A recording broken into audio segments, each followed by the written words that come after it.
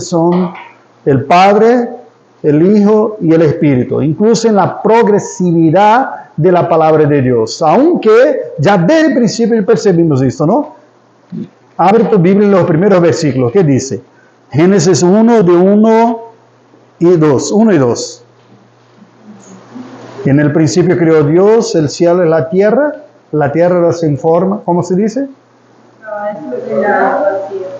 Y las tinieblas estaban sobre la faz del abismo, y el Espíritu de Dios se movía sobre la faz de la tierra. Entonces ya está en el principio de la Biblia también, no solamente todas las cosas y presente. Pero es el tema del Espíritu Santo, la enseñanza sobre el Espíritu Santo, es una de esas enseñanzas que se va progrediendo en la Biblia proporcionalmente con la progresividad de los libros de la Biblia.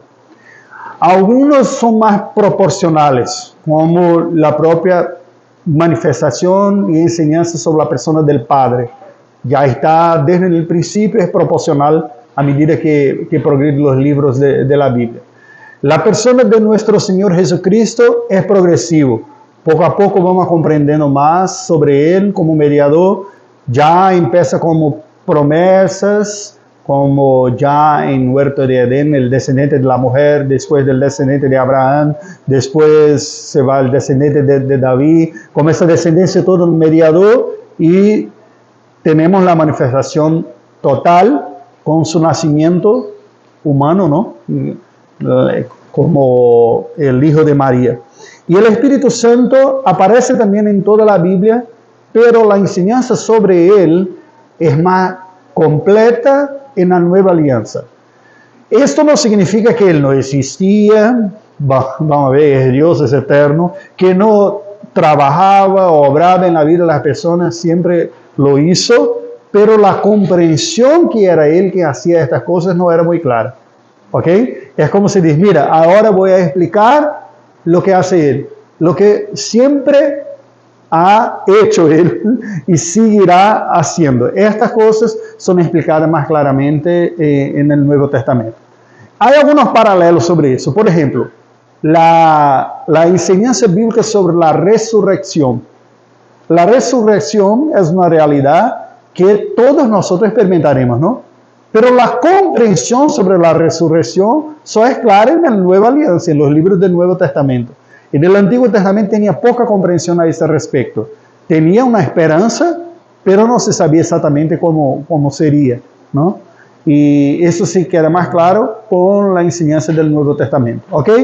Ocurre el mismo con el tema del Espíritu Santo, no con la persona. La persona siempre ha existido y siempre ha obrado, pero el tema, como es explicado en la Biblia, es más claro en la Nueva Alianza. ¿Está claro esto? Eso es importante que comprendamos desde el principio, porque hay una progresividad en la comprensión de las cosas también. No sabría yo decir propiamente por qué Dios ha hecho así. Podemos hacer algunas especulaciones. Puede ser que en virtud del politeísmo y de idolatría de los pueblos antiguos, la idea de la Trinidad no fuera demostrada tan claramente desde el principio, porque Él puede ser que tuviera más dificultad en comprender estas cosas, y solamente con la revelación completa de la Nueva Alianza es que todo se explica más claro, ¿no? Pero puede ser, no puedo afirmar categóricamente que ha sido por eso que Dios hizo esas cosas. Pero verdad es que seguramente, especialmente para nosotros latinos, es uno de los temas más necesarios que lo comprendamos.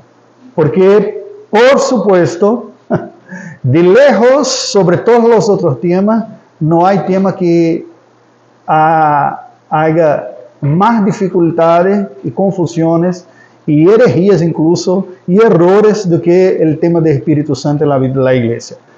Y hay confusiones básicas. Por ejemplo, si hablas demasiado en el Espíritu Santo es porque lo honras. Si invoca al Espíritu Santo porque lo tiene en alta consideración. Si predica mucho sobre el Espíritu Santo porque Él es valorado. Como veremos, es un engaño y una falacia.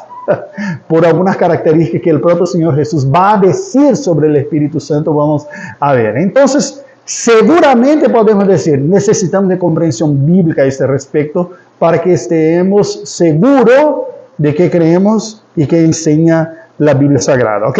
Vamos a empezar con este versículo mismo que nosotros leemos acá. ¿Qué dice el Señor Jesús en este capítulo 14, versículos 16 y 17, segundo ha registrado Juan Apóstol? ¿Qué dice? Él rogará al Padre, y el Padre enviará a un consolador para que esté con nosotros para siempre. Ok, vamos a ver por partes. Versículo 16. ¿Qué podemos afirmar, concluir de estas palabras de Jesús acá, que son importantes para que nosotros comprendamos sobre el Espíritu Santo? Es consolador. ¿Qué es qué? Consolador. ¿Cuál es la palabra que Jesús se utiliza para calificar ese consolador? Otro consolador. Mira, este otro acá en la lengua griega no es un otro de diferencia, es un otro de equivalencia. Es como que dice, hay un shampoo acá y ese no, pero tengo otro que puedes utilizar porque él es el mismo. O una medicina para una inflamación. O no tengo este, pero tengo otro que, ¿ok? Entonces es un otro semejante, no un otro diferente. ¿Comprende? Es diferente me ocurrió un ejemplo no muy bello acá. Diferente de una persona que dice, ya no estoy casado con fulano porque tengo una otra mujer. Definitivamente es otra. Es un... Traducción está trayendo como varão, abogado defensor. Ese es otro tema. Voy a llegar ahorita. El primero es neutro. El otro aquí estoy calificando el otro, ¿ok? Entonces es un otro equivalente, no un otro distinto. ¿Está claro eso? Claro, y hace sentido, ¿no? Jesús está hablando con los discípulos en la parte final de su ministerio acá y me voy al Padre porque ya vivía acá 33 años y la vida humana, la presencia física mía acá se va a terminar en poquito tiempo, algunas semanas más, ¿ok? ¿Cuál es la idea? Nos quedaremos huérfanos. El Dios con nosotros, Emmanuel, que acuérdense que así era llamado, se va y nosotros ¿con quién nos quedaremos? Y en respuesta a esta sensación, Jesús está diciendo, no te preocupes, porque rogaré al Padre y Él enviará otro, un equivalente a mí. Por tanto, de misma naturaleza, poder, majestad y gloria, como definen los catecismos sobre las personas. La palabra que es traducida, ahí sí, el sustantivo consolador en la lengua en Reina Valera, entonces dice abogado de defensa, adjuntor. Abogado defensor. Ok. La palabra que es traducida es parácletos, de la lengua griega. El prefixo para es que se pone al lado y kletos es que levanta, que llama. La idea, literalmente, etimológicamente, de esta palabra es aquel que se pone al lado para ponerte de pie. ¿Ok? Es una imagen bíblica muy bella de uno de los ministerios de Dios para con pecadores que ama. Venir a nuestro encuentro para levantarnos de nuestra miseria y de nuestra situación de caída. ¿Ok? Entonces, es muy bello, ¿no? El término. No hay una palabra propia en las lenguas románicas para traducirlo. Y por eso que algunos ponen consolador, abogado, porque tienta enfocar en un aspecto. Ayudante. Ayudante puede ser, pero concorda conmigo que de toda manera va a perder un poco del sentido, sea cual sea la palabra, se pierde un poco, porque enfoca un aspecto, pero pierde otro, ¿no? Enfoca uno y pierde otro. Entonces, esa es la idea, como ha dicho nuestro Señor Jesucristo. ¿Y cómo termina este versículo? Para que esté con vosotros para siempre. Por tanto, es eterno. ¿Ok? Con vosotros para siempre. Por supuesto, las personas que acá, que oyeron esas palabras no vivirían para siempre, individualmente, pero como iglesia sí existimos para siempre y ese consolador estará para siempre con la iglesia. Y no propiamente de la misma manera. Ese es otro punto acá. ¿Qué pasa, Glenis? Comenta tú. Porque es para siempre.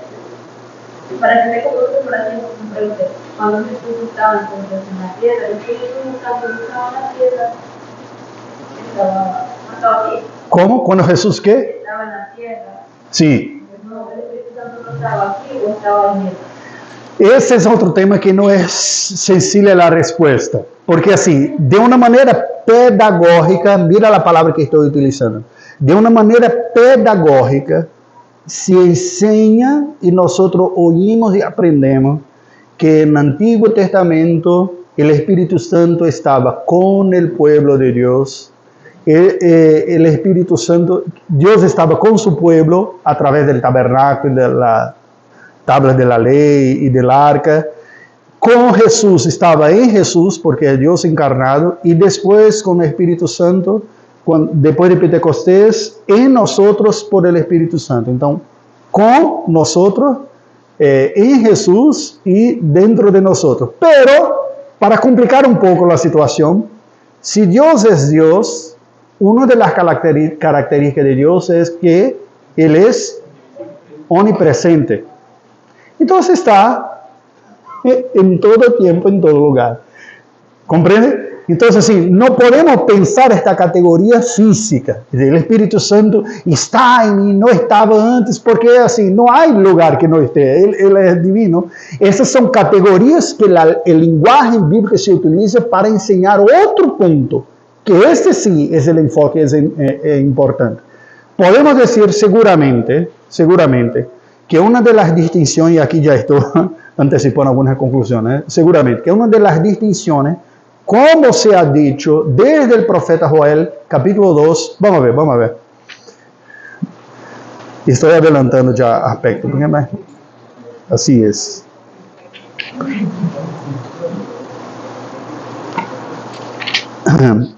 El apóstol Pedro explica eso en Pentecostés 28, 2:28 y 29. ¿Qué dice? Joel. Es un librito cortito de... Después de Oseas. Sí, exacto. Después de Oseas, el segundo de los profetas menores. ¿Qué dice? 2:28 y 29. Y después de eso derramaré mi espíritu en toda carne, y serán vuestros hijos, vuestros ancianos, soñarán sueños, y vuestros jóvenes verán visiones. Y 29. Y también sobre los viejos y sobre las viejas derramaré mi espíritu en el día. Ok. En Pentecostés, Pedro se levanta para predicar y dice que estaba sucediendo en aquel día. Mira, día es una fecha histórica, no es una experiencia pessoal, estaba en mi cuarto y ocurrió eso. Es una fecha como la inauguración de una puente, la puente de las Américas, la independencia de Panamá. Es una fecha, ocurrió en la historia, es un hecho histórico, ¿ok? En aquel día llamado Pentecostés ocurrió un hecho histórico que fue el cumplimiento de esta profecía. No es una experiencia individualizada, que yo tuve mi propia experiencia pentecostal. No existe. Pentecostés es como historia, es como Navidad. Jesús nació a 2000 años atrás, tú naciste en una fecha que está en tu identidad, ocurre en la historia, ¿ok? Y Pedro dice, hoy se cumple esta palabra. ¿Qué palabra? De Joel que cita acá, ¿ok? ¿Está claro eso? Por la palabra. ¿Qué dice Joel acá? ¿Qué dice Joel? Exacto. Mira, hay otros temas acá también que necesitamos aprender. La lengua hebrea, como propio de la cultura hebrea, enseñan cosas, enseñan verdades a partir de demostraciones concretizadas de situaciones del día a día. Este es propio de la lengua hebrea y es propio de la cultura hebrea. La cultura griega y la lengua griega del Nuevo Testamento son más abstractos y conceptuales. No es por si acaso que los griegos tienen los filósofos y Platón, Aristóteles y todo, porque son más conceptuales en la manera de expresarse, ¿ok? Por tanto, cuando leemos el Antiguo Testamento, ponga atención a eso porque es muy importante, es hermenéutica acá. Las profecías bíblicas, los infantiles lo toman literales del Antiguo Testamento y dicen, para los judíos, porque dicen eso, ¿no? Son infantiles que lo toman así. porque son lenguaje en hebrea concreta del Antiguo Testamento para enseñar verdades. ¿Cuál es la verdad que está enseñada a partir de acá? Si pudiera decir con pocas palabras, ¿qué está diciendo Joel? Habla más fuerte que estoy sordo. El Espíritu del Consolador, que va a hacer ¿qué? Ese mío como, ¿en qué sentido Joel está se expresando acá? Ok. ¿Qué es importante acá en esas informaciones de Joel? ¿Cuál es la importancia de tener esas informaciones? Se va a cumplir lo que ya había profetizado el nuevo pacto. Sí, es verdad, en otras partes se ha profetizado, yo edificaré una nueva alianza con la casa de Israel, no como la antigua, será más, sí, pondré mi espíritu, faré con que ande mis estatutos, sí, es verdad. No va a haber diferencia entre el hombre y el esclavo libre. Ok, interesante, vamos a poner de otra manera, porque eso parece un poco contemporáneo, así, progresista, ¿no? Hombres, mujeres, alto, bajo, gordo, así. Poner de otra manera, este espíritu actuará de una manera más amplia sobre más personas y de una manera más intensa, conceptualmente. ¿Concorda conmigo que es eso que está diciendo? Pero dice esto en categorías propias del hebreo del Antiguo Testamento. Los jóvenes soñarán, los viejos profetizarán. ¿Qué está diciendo? Personas que son de aspectos distintos del espectro social estarán empoderados por el Espíritu Santo, capacitados para obrar. ¿Por qué? Porque leemos en el Antiguo Testamento que el Espíritu Santo venía especialmente sobre personas especiales para misiones especiales. Y que la Biblia enseña es que en la nueva alianza, que es superior, y por tanto, ponga atención en esto, si es superior, es más fuerte, es más abrangente, es más inclusiva, no exclusiva, y ahí sí, hombres y mujeres. Si en la antigua alianza, el señal de la alianza se ponía apenas en los niños, ahora en la nueva alianza se pone también en las niñas. Se bautiza hombres y mujeres. Si en la antigua alianza se ponía sobre los padres y los hijos, voy a provocarle un poco acá. ¿Por qué en la nueva alianza los hijos se quedan de fuera? Es más amplio, es más fuerte, es más grande, no es menos, es siempre más, ¿ok? ¿Qué está siendo dicho aquí? Que este espíritu vendría sobre un número más grande de personas, capacitarían más personas para actuar más en el reino de Dios. Es más y no menos. Yo pienso que con respecto a lo que estaba diciendo, como que si no estaba el Espíritu Santo acá, estaba Jesús, no estaba el Espíritu Santo. Yo pienso que el enfoque de eso aquí no era de que no, es que esto todavía está allá. Recordemos también que cuando fue bautizado, se puso el Espíritu sobre él. Incluso hoy en la leímos sobre Génesis 1, que el Espíritu se movía. Entonces yo pienso que no es que no estaba, estaba su Espíritu. Sí. Sino es que el enfoque a donde está llevando a los discípulos. Entonces, como tampoco los discípulos preguntaron aquí que, ¿y ahora qué vamos a hacer? No lo vemos tampoco la pregunta aquí. Sí, explícitamente no. Podemos imaginar que estaba en la mente de él. Pero como él conocía a sus discípulos, él les dijo, yo voy a morir, pero luego me iré. Pero no va a quedar solo. Ese es el enfoque que le está dando aquí. Sí. Estaba en la tierra, permanece en la tierra con... Sí. Y el punto es, entonces, ¿cómo lo comprendemos? Si ya estaba en la tierra, si ya permanecía en la tierra, ¿en qué sentido es esa promesa?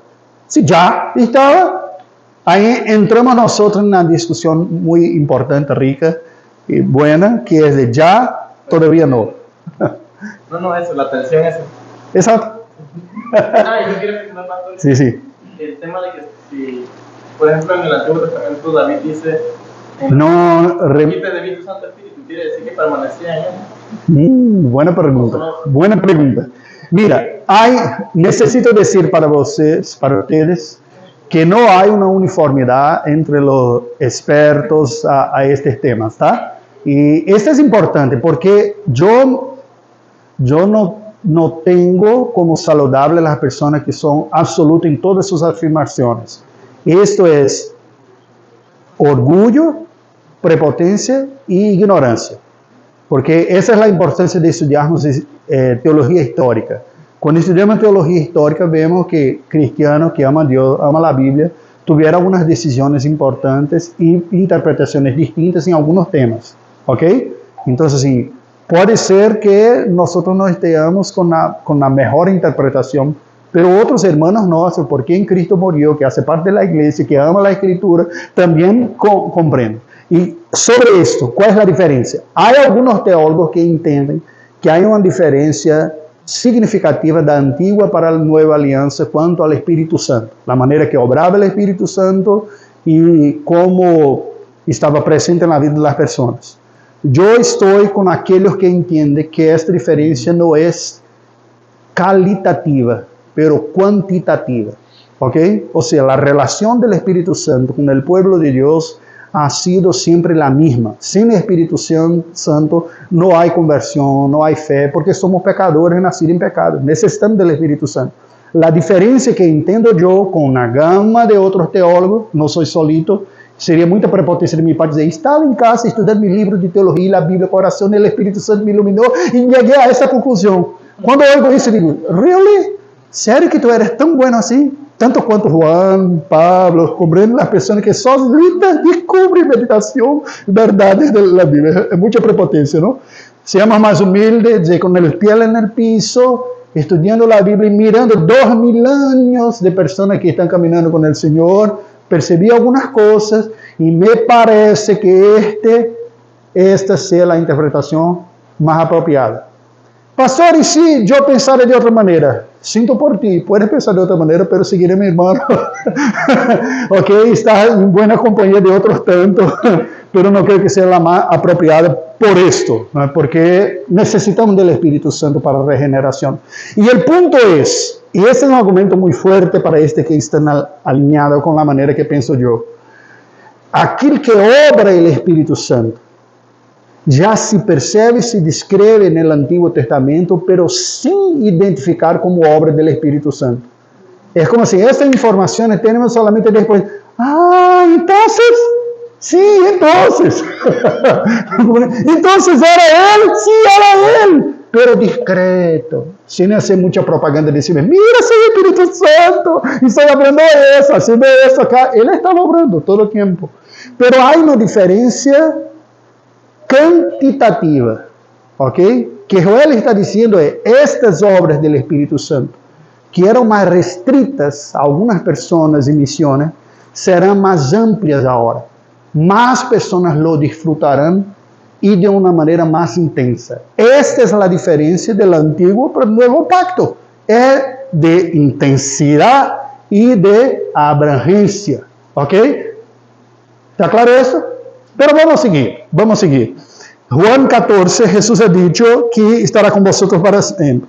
Él es llamado de Espíritu de verdad, al cual el mundo no le puede recibir porque no le ve ni no conoce, pero vosotros le conocéis porque mora con vosotros y estará en vosotros. Entonces, ya no era una realidad rara para ellos, ¿correcto?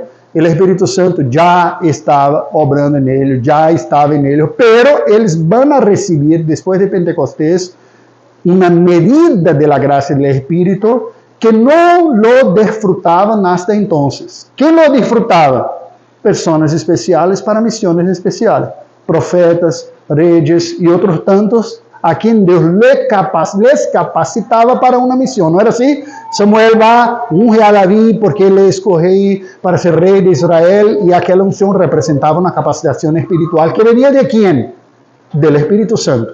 Y aquí es importante nosotros percibirnos esto. ¿Por qué? ¿Por qué?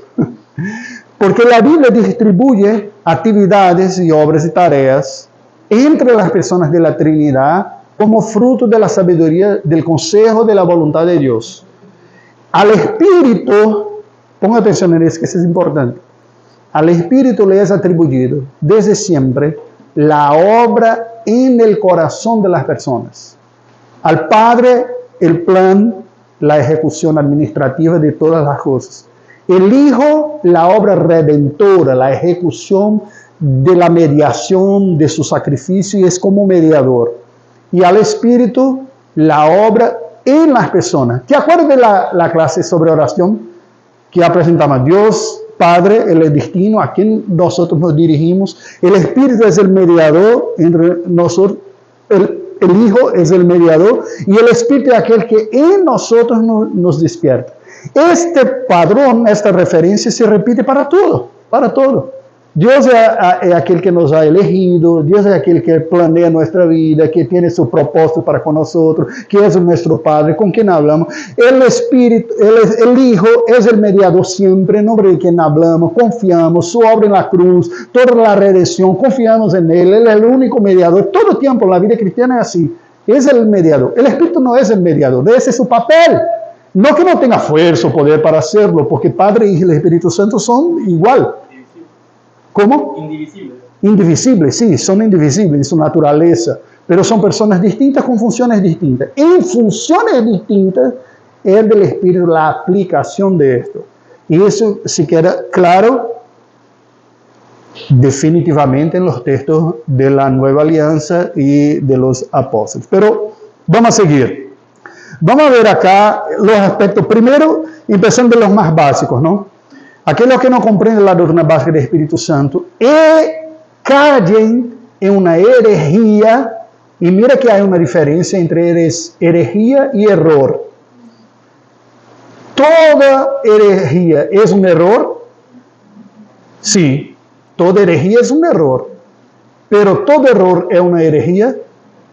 Técnicamente no. Desde los primeros siglos, el concilio de Nicea, Calcedonia, ellos intentaron identificar algunos errores, son tan graves que si alguien lo tiene en su mente, en su corazón como creencia suya, no puede ser considerado cristiano, porque es un error esencial. Si crees así, no crees como un cristiano debe creer y por tanto ni siquiera debe ser considerado un cristiano. Estos errores graves son llamados ¿de qué? Herejía.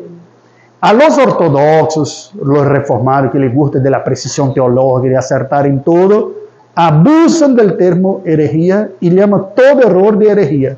Y este es un equívoco y es peligroso, porque si todo error le considera como herejía, excluirás toda la cristiandad y estarás solamente tú como el único que doctrina correcta en el mundo. ¿Comprendes? Así, hay errores, exacto, en teoría, en la humilde percepción. Exacto, exacto. Exacto. Todas las tradiciones cristianas son distintas creencias en Exacto, perfecto, perfecto. Es eso mismo. están los errores que pueden llevar a herejías que sería como tener una visión distinta. Exactamente, exactamente. Fue este, correcto, fue este preciso, exactamente eso. Sí, herejías. Ajá.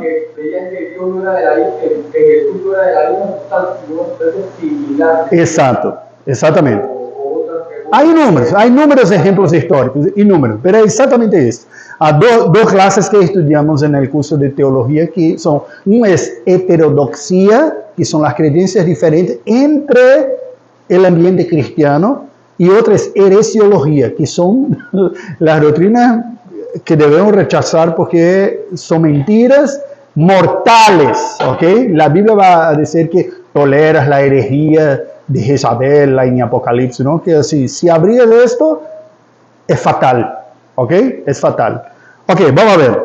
Primero los Corintios 2:11. ¿Qué podemos decir sobre el Espíritu Santo basado en este versículo? Primero los Corintios 2:11. ¿Qué dice? Porque ¿quién de los hombres sabe las cosas del hombre, sino el espíritu del hombre que está en él? Así tampoco nadie conoció las cosas de Dios, sino el Espíritu de Dios. ¿Qué podemos decir sobre el Espíritu Santo, aquí llamado Espíritu de Dios también? Que únicamente a través del Espíritu de Dios podemos conocer a Dios. Sí, pero sobre el Espíritu Santo. Y eso que está diciendo es verdad y es más claro en 1 Corintios 12, 3 o 4.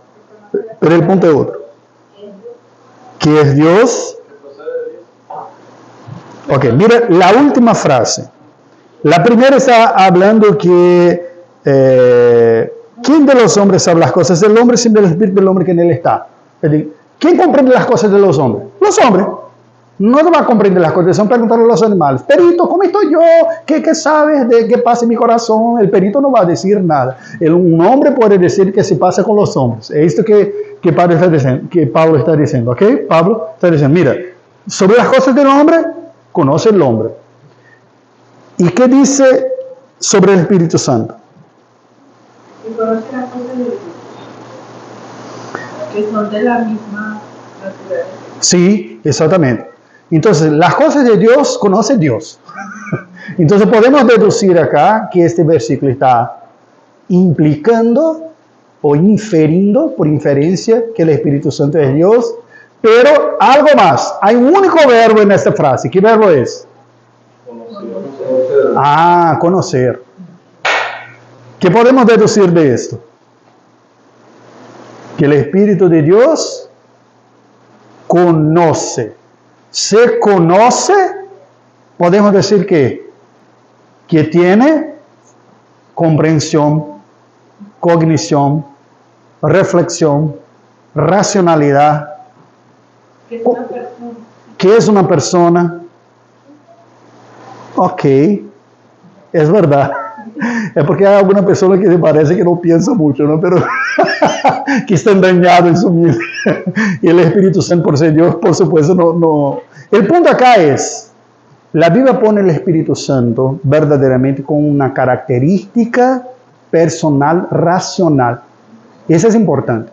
Porque una herejía de los testigos de Jehová, por ejemplo, es que pone el Espíritu Santo como una fuerza, una energía, algo así.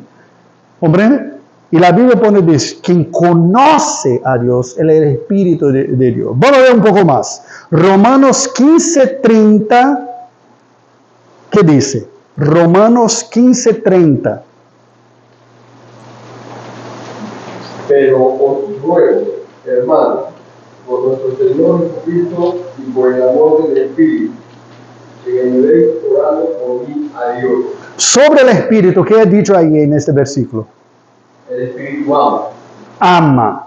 Por tanto, es una característica personal otra vez. ¿Ok? Una fuerza o energía no ama. ¿Correcto?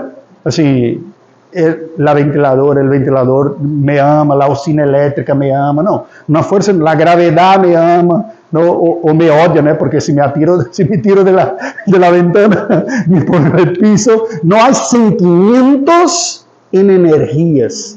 Hay en personas razonables, ¿no? Tenemos sentimientos, podemos sentir rabia, o enojo o amor, ¿correcto? Vamos a ver un poco más. Efesios 4:30. Efesios 4:30.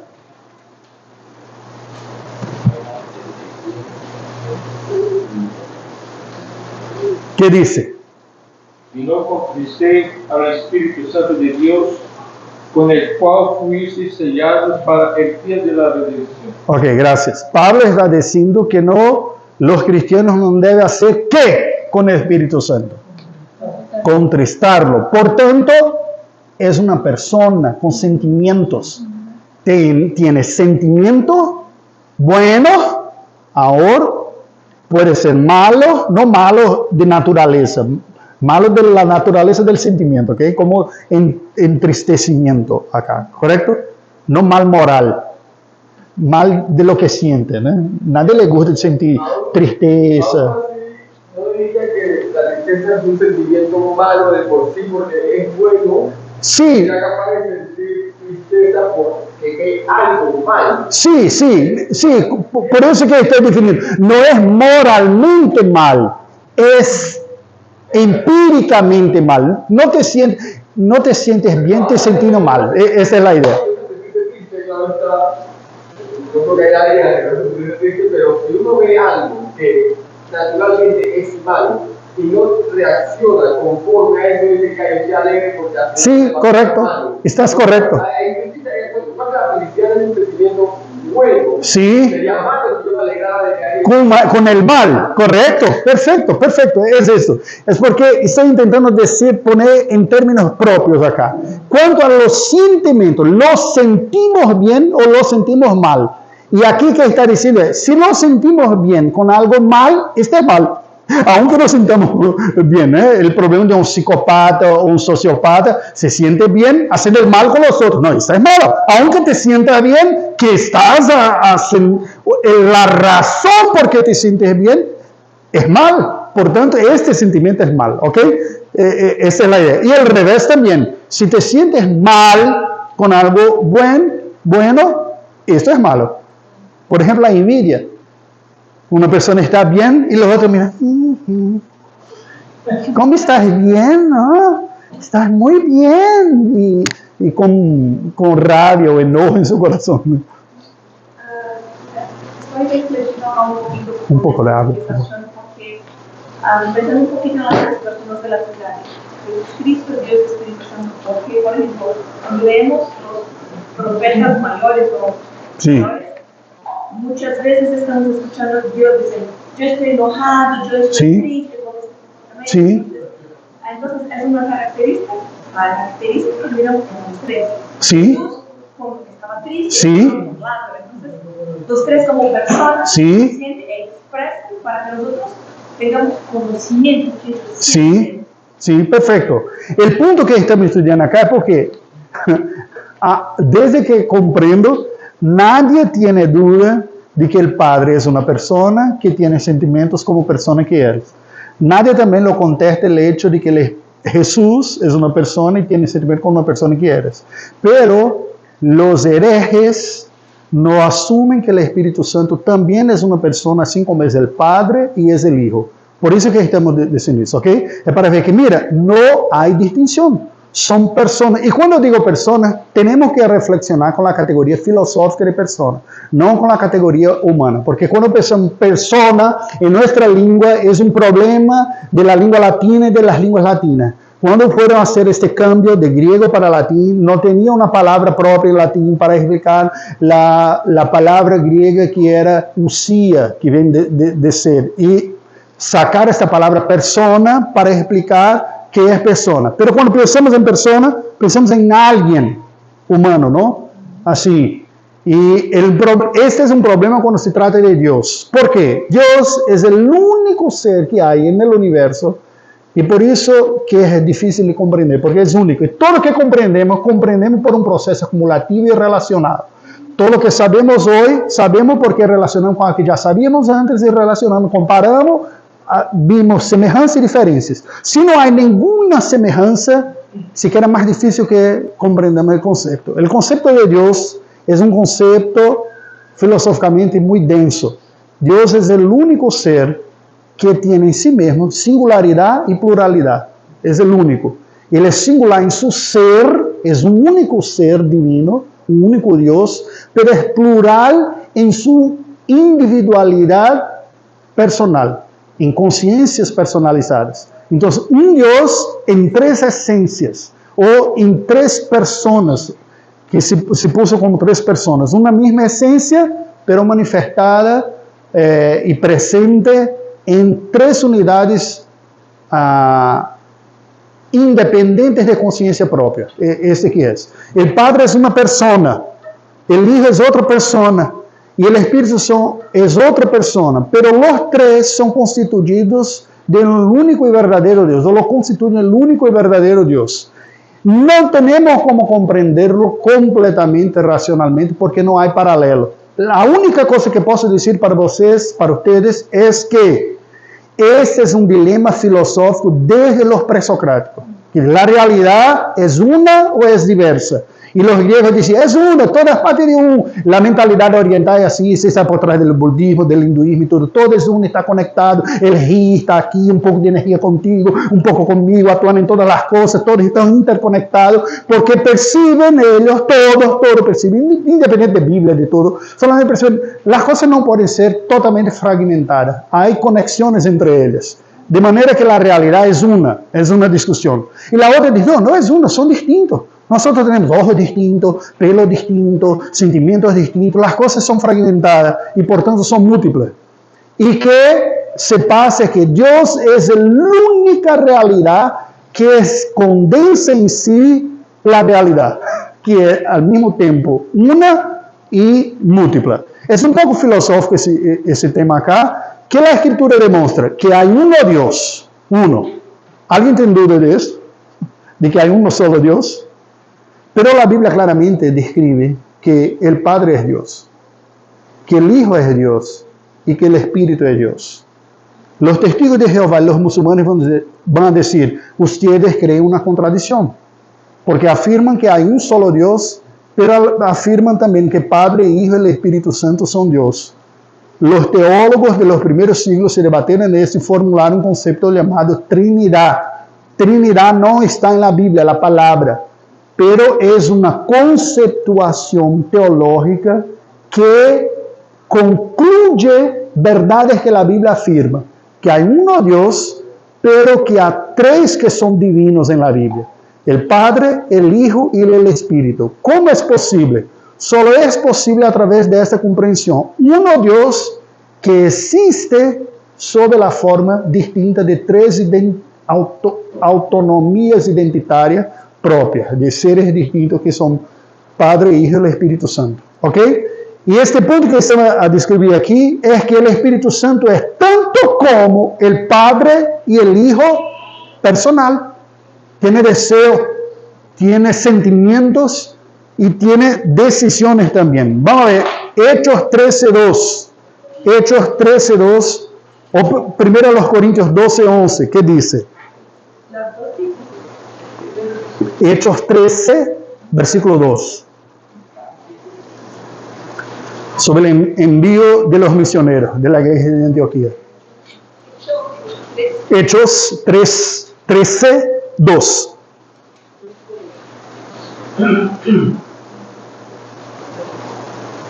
¿Qué dice? Ministrando estos al Señor y ayunando, dijo el Espíritu Santo, apartadme a Bernabé y a Saulo para la obra a los que he llamado. Dijo el Espíritu Santo, dijo, ¿ok? Entonces, así, no es una energía, una fuerza, un sentimiento que las personas tienen, es alguien que tiene un plan, un propósito y una orientación, a punto de decir, aparte de entre vosotros ahí a dos, a Pablo y Bernabé, para obras que los tengo designado, ¿ok? Primero los Corintios 12:11, ¿qué dice?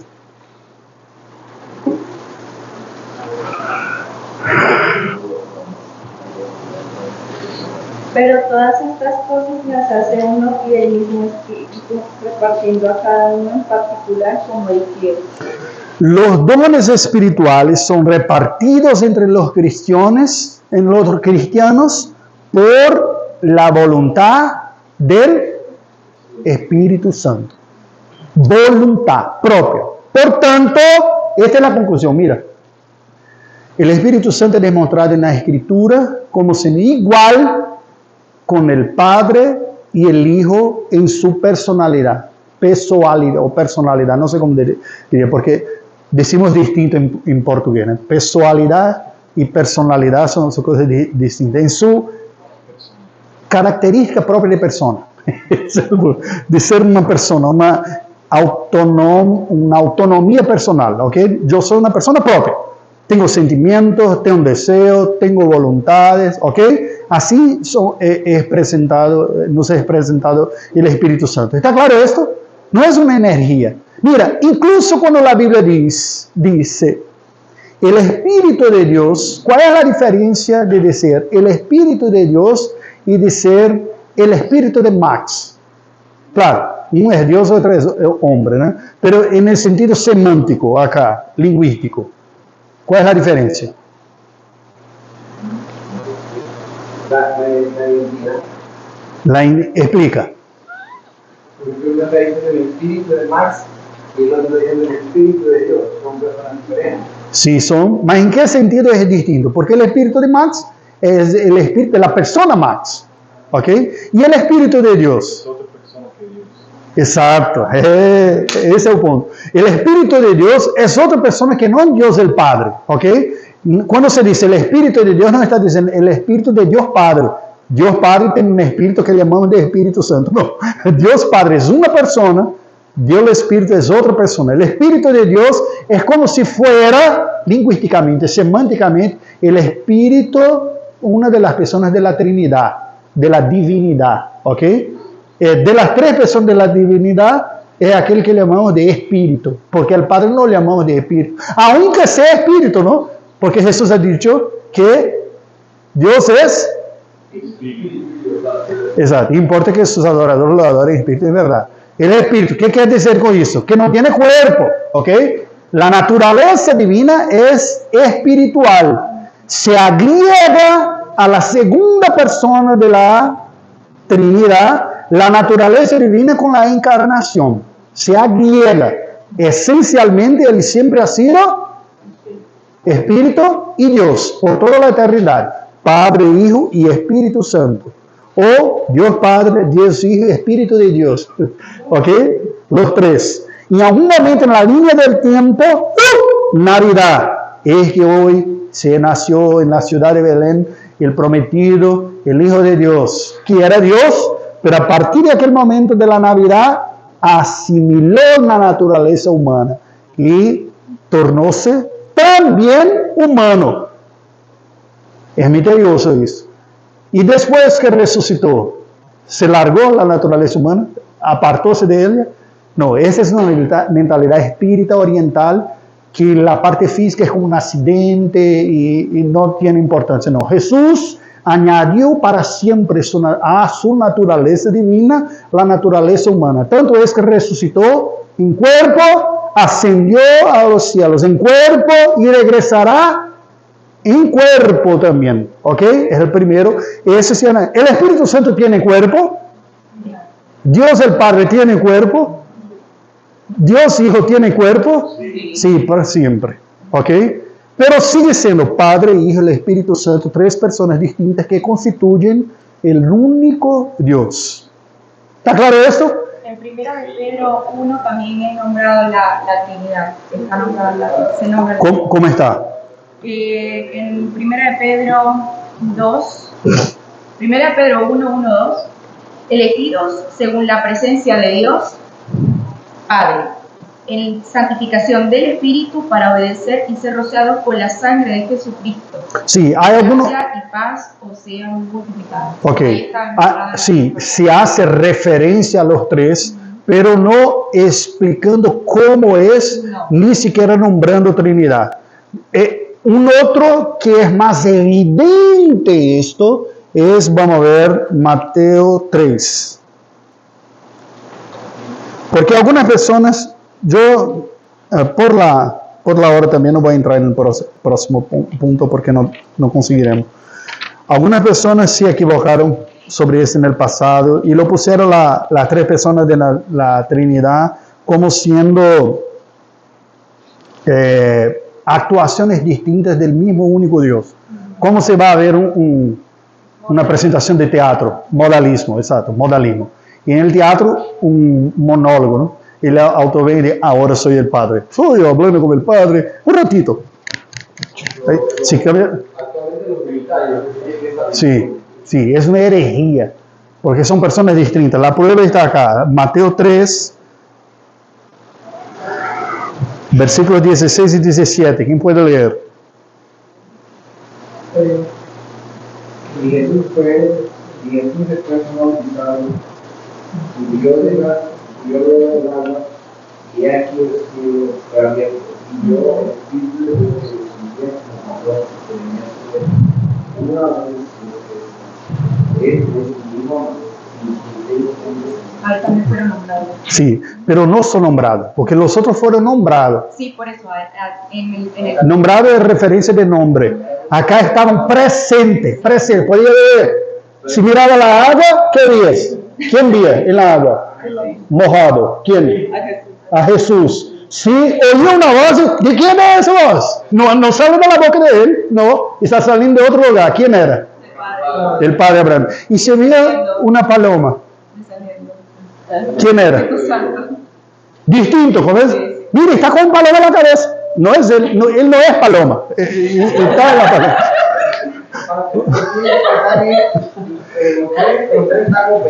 Sí, exactamente.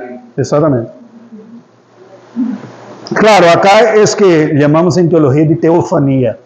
Teofanía es una manifestación de Dios. El Espíritu Santo no es paloma, pero se manifestó en una forma de paloma, ¿ok? De la misma manera que la zarza a Moisés, y Moisés oyó, y cuando miró, vino un arbolito en llamas, ¿no? Y por supuesto, no adoramos los arbolitos, ¿no? Dios, sí, exacto. Curiosamente, es el símbolo universal del presbiterianismo. ¿Cómo? Sí. Sí, tenemos nectamen consumebatur. Y nectamen consumebatur ardía pero no se consumía en latín. Y era el antiguo, era un brazón. ¿Cómo? ¿Qué significa? Pero florece. Ah, ok, pero florece, es otro. Bien. ¿Y el punto cuál es? Solo una curiosidad. ¿Por qué el presbiterianismo en todo el mundo se utiliza de la zarza ardiente como su símbolo? ¿Alguien sabría decir? Sí, es el pacto, pero no propiamente. Un llamado. ¿Cómo? Un llamado. Sí, pero es un concepto teológico. La teofanía, que Dios se utiliza de recursos naturales para revelarse. ¿Ok? Entonces, sí, Dios se manifiesta al mundo a través de un ministerio fiel. Se utiliza de recursos naturales, personas, para comunicarse. En este caso, personas, ¿no? Pero en la zarza ha sido un arbolito chiquitito que se utilizó. Esa es la idea. ¿Cómo? O sea, siempre que lo presentan visual, ponen la zarza como un arbusto bastante grande, ¿no? Por eso te dicen que era pequeño. No, es pequeño. Sí. El tanto es que en inglés es bush, ¿no? George Bush, el presidente, es un arbolito, un metro, ni siquiera 1,5 metros de altura. Arbusto. ¿Qué se dice? Sí, son pequeños. Así es. ¿Ok? Ok, vamos a ver un poquito más. Juan 16:8. El Espíritu Santo, por tanto, es una persona, una de la Trinidad. Llamamos de tercera no por orden jerárquico, ¿no? Porque por esa revelación conocemos informaciones más sobre el Padre, tenemos sobre el Hijo y también sobre el Espíritu, pero son iguales.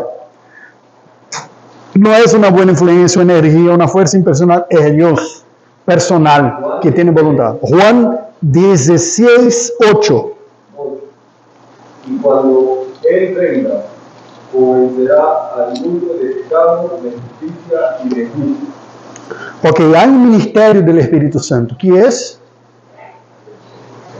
El ministerio del convencimiento. Este es importantísimo.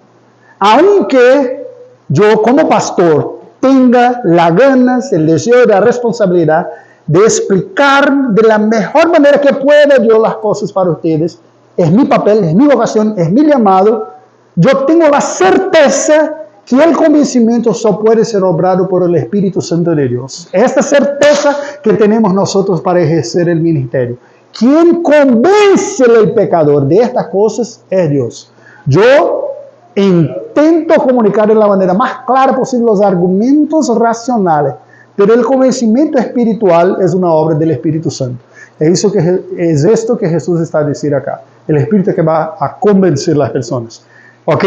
A veces, a nosotros reformados que tenemos información y énfasis en la comprensión, podemos perder esto un poco de vista y argumentar demasiado, poniendo la confianza en la racionalidad. Pero es un pecado más en Latinoamérica más cortito, porque es más común es despreciar el conocimiento y todo para sentimiento. Lo siento, el Espíritu Santo aquí hablando conmigo. El conocimiento es un proceso racional. No es una cosa simple, estoy a sentir algo. Sientes por consecuencia de lo que comprendes. Acordemos, vamos a ver Hechos capítulo 2. Hechos 2. Para prueba, ¿no? Versículo 37. Al final de la predicación de Pedro en el día de Pentecostés, ¿cuál ha sido la reacción de aquellos que lo oyeron? 37. Al oír esto, se confundieron de corazón y dijeron a Pedro y a los otros varones, hermanos, ¿qué haremos? Ok, excelente. ¿Cuál ha sido la reacción de aquellos que oyeron Pedro? Compungiéndose el corazón. ¿Qué significa? He buscado esa palabra anteriormente y dice que es como que si sintieras que te atravesaran con una espada. Bueno, sí. La idea, entonces, ¿cuál es la idea? Dolor. Dolor resultante de qué? Por supuesto que no es físico, no fuera una espada física que sangrando, no es. Mira que eso es importante y muy bello. A mí me encanta esto cuando comprendemos. Me encanta esto, mira. El dolor de ver a Cristo ya partir al cielo. Sí. No tenerlo más con ellos. Sí. Por conocer su pecado. Sí. Mira que es una progresividad. Pedro está diciendo que está a ocurrir esto hoy, ahorita, que está menos ustedes, y es el cumplimiento de la profecía de Joel. Ustedes que aquí están han rechazado el Señor y Salvador que vino al mundo. Él murió por vuestro pecado y ustedes le mataron, le colgaron en la cruz, le rechazaron. Y el Espíritu Santo toma estas palabras de Pedro, que son verdades, y en este momento los aplica al corazón de ellos, que mira qué hicimos nosotros. El Hijo de Dios vino y nosotros lo rechazamos y lo mataron. Este dolor que es fruto de una conciencia de pecado despertado por la palabra de Dios y la obra del Espíritu Santo. Porque mira, importantísimo, si te olvides de todo lo que hablé hoy y te acuerdas de esto, estoy satisfecho. El Espíritu Santo no habla aparte de la palabra de Dios. Es la palabra de Él, que Él inspiró. Y es la única palabra de Él autorizada, inequívoca. Y Él se utiliza de la propia palabra que inspiró. ¿Ok? Este contenido de la predicación de Pedro es el contenido bíblico. Y por tanto el Espíritu Santo se utilizó de este contenido para ferir la conciencia. Ponga tu atención en esto, que eso es muy importante. El concepto bíblico de corazón, bíblico, no romántico sentimental del siglo XX. Ay, mi corazón, siento esta tontería que muchos evangélicos lo toman por espiritual. Tontería pura. El concepto bíblico de corazón es un conjunto de tres cosas: razón, afección y volición. En otras palabras, lo que comprendo, lo que siento y lo que decido. Junto. Los evangélicos latinos suicidan intelectualmente. Ponen su cerebro en un vaso y lo ponen en el baño y descargan. Porque dice, lo cerebro es cosa racional, carnal del mundo. Y es una hipocresía, tontería y contradicción. Porque este mismo que van a una espiritualidad sentimental, se van a un posgrado intelectual y estudian para ganar plata. Pero en la espiritual dice, aquí yo solo siento. Tontería y peligro. Porque se va a ser esclavizado por tiranos religiosos. ¿Ok? Que necesitamos hacer todo mi cerebro uso para la adoración. Y si soy sincero en esta comprensión, necesariamente lo que comprendo yo me afectará las emociones. Ha sido exactamente eso que ocurrió. Ellos comprendieron lo que ha sido dicho. ¿Cómo? Amar con toda tu mente. Sí, con toda tu mente. Pero la mente, pero la mente bíblica, ya 2 vasos, saca el tercero, por favor, porque ya estoy salivando acá. Porque una mente cuando está sinceramente delante de Dios, en búsqueda de recibir las instrucciones, es imposible que los argumentos racionales no afecten las emociones de alguien que lo comprenda bien. Cuando lo comprendemos verdaderamente, correctamente, quién es Dios, nos ponemos con temor y con adoración. Cuando lo comprendemos verdaderamente que somos nosotros, nos ponemos contristados en arrepentimiento de pecado y gratos y alegres por la salvación de Jesús. ¿Comprende esto? Razón, emoción y por fin, volición, decisiones. Que exactamente todo está en este versículo. Compungiéndosele el corazón, les preguntó. ¿Qué preguntó? ¿Qué haremos pues, hermano? Hermano, ponga atención en esto, que es muy importante. Un minutito más y voy a concluir. Muy importante. La piedad verdadera cristiana se pasa necesariamente por esos 3 pasos. Comprendo las verdades bíblicas. Como consecuencia, mis emociones son afectadas, reaccionan, así, reacciono emocionalmente, con tristeza, con alegría, con gratitud, con lo que sea. Y por fin resulta en actitudes. Y digo, ok, tengo que hacer alguna cosa. Si perdemos de vista esta secuencia, nos equivocamos. Voy a dar ejemplo. Religiones intelectualizadas. Todo enfoque está en la comprensión. Discuten todo, teología, lo comprenden todo y están emocionalmente muertos. Se habla de las cosas así. Es malo.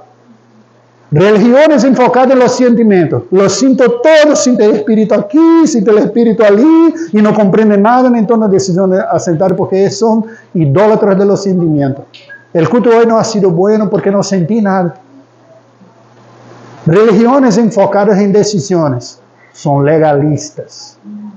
¿Qué debo hacer? 10 reglas para una buena piedad.